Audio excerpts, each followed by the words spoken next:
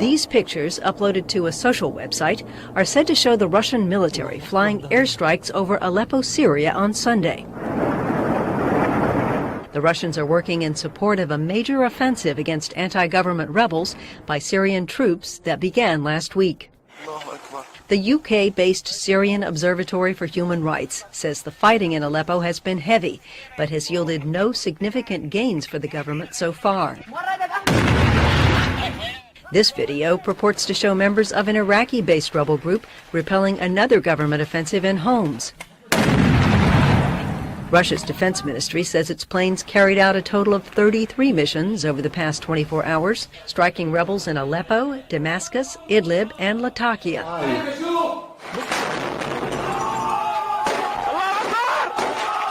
It says the planes are targeting territory held by Islamic State and the Nusra Front. But some rebel groups backed by Western countries say the missions are also bombing them. U.S. officials say the Syrian civil war will only end when the country has a new government that includes a variety of political groups.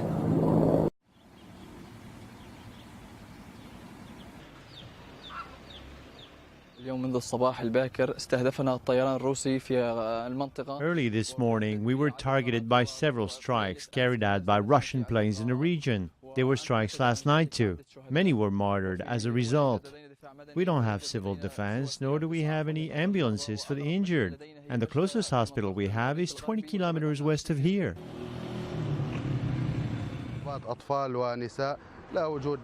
There were children and women among the victims. As you can see, there was massive destruction. I don't know what kind of missiles they're using, but the destruction here is a result of strikes carried out by Russian planes.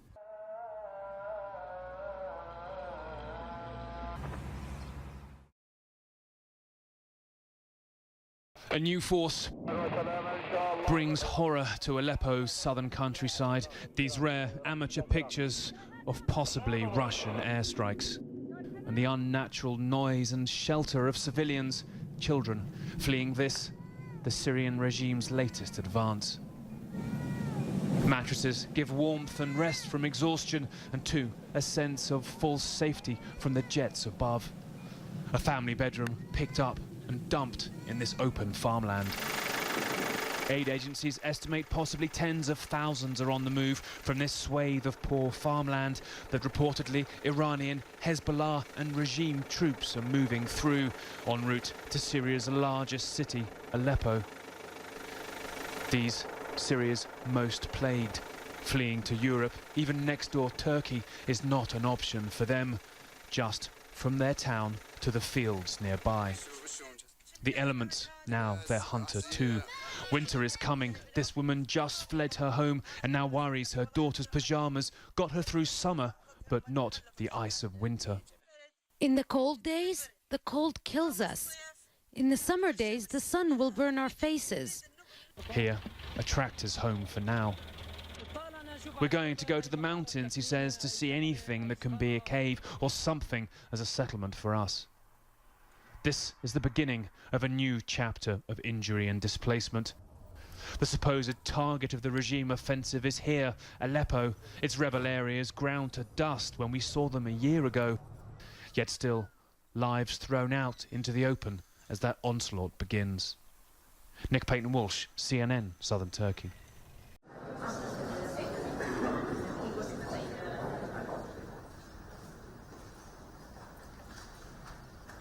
President Obama has made it very clear that he feels the responsibility and assumes responsibility for our country doing our part to be able to try to avoid the complete and total destruction of Syria. This is a movement of people already at an unprecedented level in modern times, and the threat of many more coming if the violence continues and if Syria absolutely implodes is real. Our fear has always been that if Russia is only there or principally there to prop up Assad, that will simply attract more jihadis to the fight, and that will provide more refugees and more violence.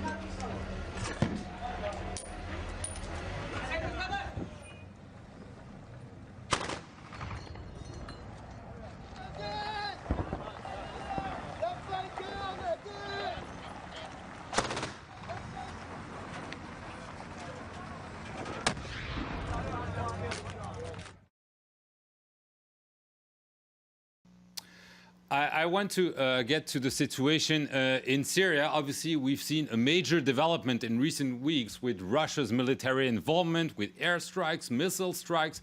Now there are reports of an offensive coordinated between the forces of the regime of Bashar al-Assad, Russian warplanes, Iranian forces, militias, on the strategic town of Aleppo, which has been partially controlled by the opposition for years.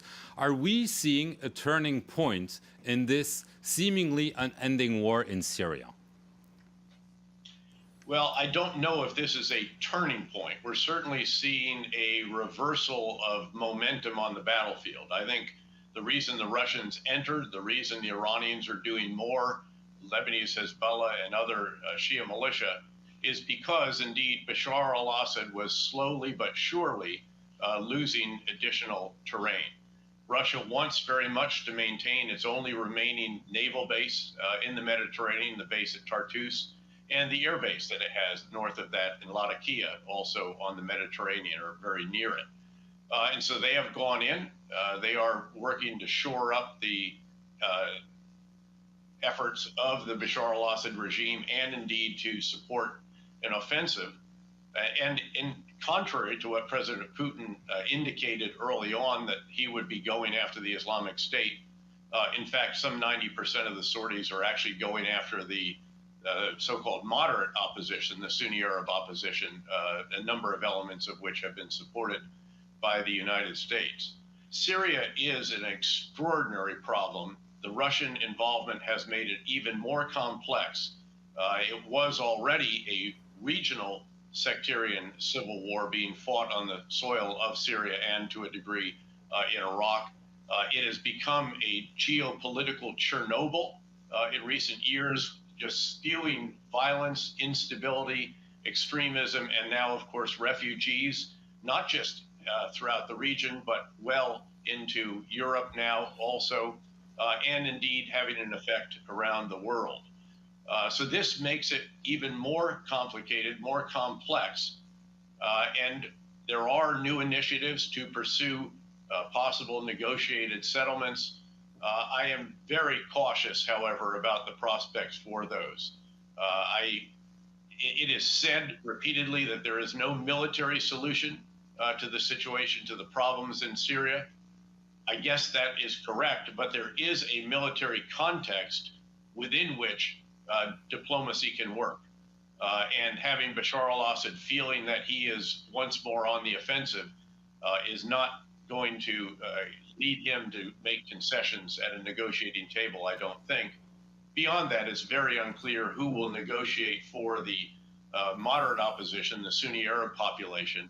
And even with that, of course, you still have the significant problem posed by the Islamic State and by the Khorasan group, an al-Qaeda affiliate, and Jabhat al-Nusra, the other al-Qaeda affiliate on the soil of Syria. So this has become a real kaleidoscope of different groups, and determining how there can be a negotiated settlement here, I think, is going to be very, very challenging indeed, and may prove not possible. We know that when you were at the CIA, you recommended that the opposition in Syria should be covertly armed and trained, that this was rejected by President Obama. Do you think this was a mistake because the opposition was never an effective military force on the ground? Well, I can't talk about what I might have recommended as the director of the CIA because that would have been in the covert action arena. It has been clear all along, however, that to achieve any objectives that we might have in Syria, whether it is the defeat of the Islamic State and the Al-Qaeda affiliate, or changing the momentum on the battlefield so that Bashar al-Assad and his regime might actually be willing to negotiate a settlement. Any of those objectives require a moderate Sunni Arab opposition force.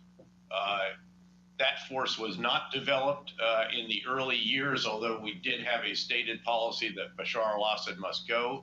It's publicly known that, in fact, since I left the agency, sometime after that there has been an effort by the agency and others. Indeed, some of those forces are those that are fighting up in the north, again, all publicly known, and some others in the south. But that force is critical, again, to the achievement of these different objectives that we have. And we are going to have to help and enable that force more. I have, in testimony before the Senate Armed Services Committee, recently advocated the establishment of a safe haven or a sanctuary, if you will, in which we will defend forces from whomever attacks them, and that if Bashar al-Assad's forces drop barrel bombs on them, that we will ground his air force. We have that capability. It is doable. And again, over time, this force is absolutely crucial to achieving virtually any of the objectives that we have in Syria.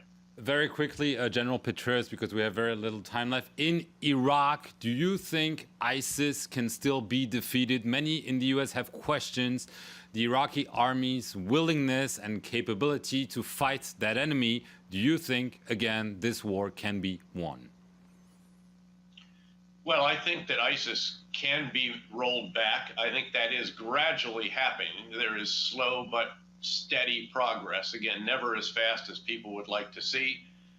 Iraqi forces are still being reconstituted, still being developed, trained, and equipped. And that is ongoing. The real issue in Iraq, however, at the center of gravity is actually in Baghdad. It is all about Iraqi politics.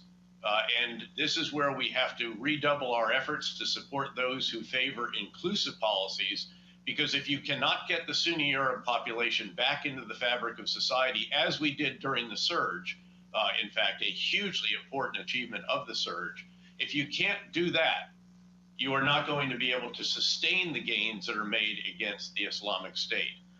So that is actually the most important battlefield in Iraq. It's in Baghdad, and it is Iraqi politics, even more important than the front lines in the fight against the Islamic State, as important as they are and as important as it is to continue the progress and continue to roll the Islamic State back. But if that Sunni Arab population does not feel included once again in the Iraqi fabric of society, it will be very, very difficult to sustain the gains that are achieved on the front lines of this battlefield.